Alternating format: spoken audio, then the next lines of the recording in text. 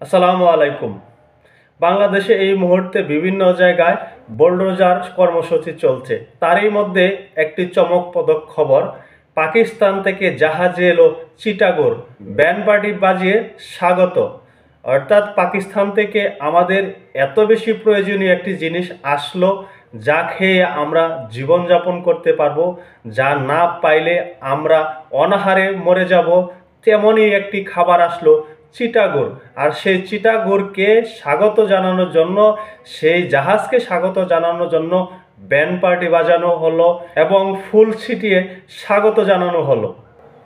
বাগেরহাটের মোংলা সমুদ্র বন্দরে প্রথমবারের মতো বেরিয়েছে পাকিস্তান থেকে আসা জাহাজ এমটি ডলফিন 19।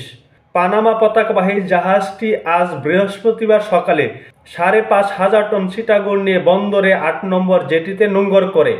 পরে বন্দর কর্তৃপক্ষ ব্যান্ড পার্টি বাজিয়ে ও ফুল দিয়ে জাহাজটিকে স্বাগত জানায়। সংবাদ বিজ্ঞপ্তিতে বলা হয়েছে, প্রথমবারের মতো মোংলা বন্দরে পাকিস্তানি জাহাজ বেড়ায়, বন্দর কর্তৃপক্ষ আনন্দিত। এই কারণে জাহাজটিকে বাদ্যযন্ত্র বাজিয়ে ও ফুল দিয়ে স্বাগত জানানো হয়েছে। প্রথমবারের মতন পাকিস্তানের জাহাজ নোঙর করেছে, তাই তারা ব্যাপকভাবে আনন্দিত। সেই আনন্দকে প্রকাশ করার জন্য বহিঃপ্রকাশ ঘটিয়েছে ব্যান্ড পার্টি এবং ফুল দিয়ে। আমি প্রথমে ভেবেছিলাম জাহাজে খুব মূল্যবান জিনিস বাংলাদেশে আসছে, যা বাংলাদেশের জন্য অতীবহ জরুরি। তাই তারা সেই জাহাজটিকে, সেই আনন্দে জাহাজটিকে স্বাগত জানিয়েছে, ব্যান্ড পার্টি বাজিয়েছে। এখন দেখি ঘোড়ার ডিম, সেখানে এসেছে চিটাগোর।